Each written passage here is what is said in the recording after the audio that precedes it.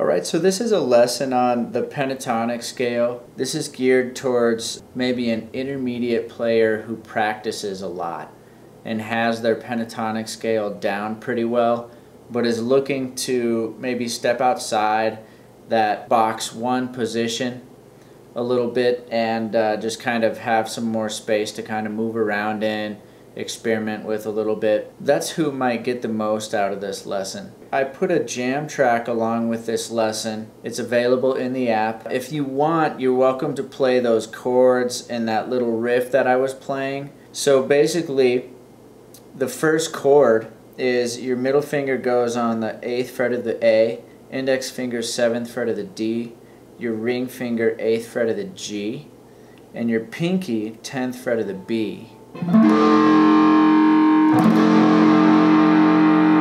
So that gives you that first chord voicing. Now the second chord voicing is an E7 chord played similar to a C7. So if you know a C7, you just slide that up so your index finger is in 5th fret. But you bar the 5th fret of the high E as well. So you're barring B and high E in the 5th fret. So you go.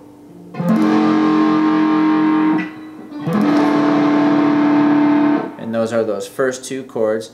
Then I visit this little riff played in box 5 starting on 3rd fret of the E string.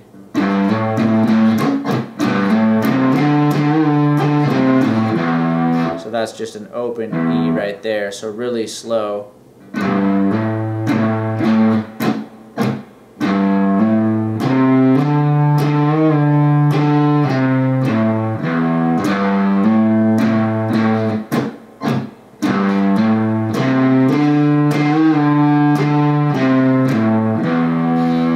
So that's that little riff. So, you know, maybe throwing that in if you want to, or just have fun jamming over the track, play whatever you want. You don't have to play those chords, you don't have to play that riff at all. We're looking at position 1 kind of as the focal point of your improvising.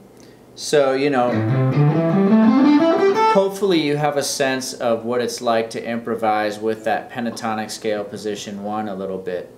Now, what I want to take a look at is box 2 and box 5. So let's start with box 5. Now box 5 can be found below your box 1. So this is box 1. So box 1 of your A pentatonic scale.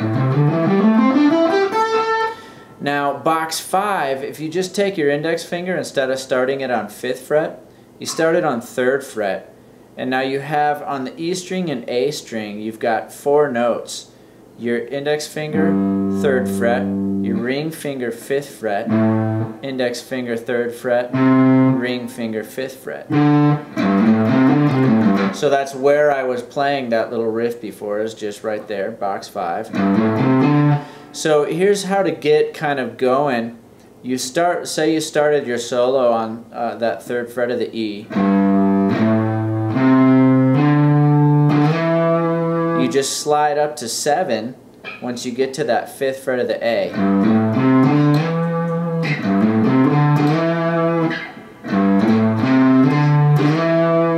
And guess what? Now you're back in position 1 again.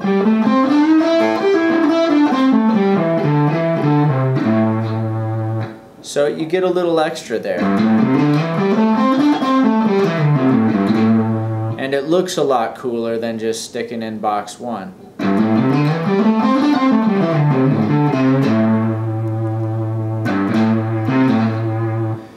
Alright, so now let's continue moving up and let's get into that box 2 area. So we'll start in box 5.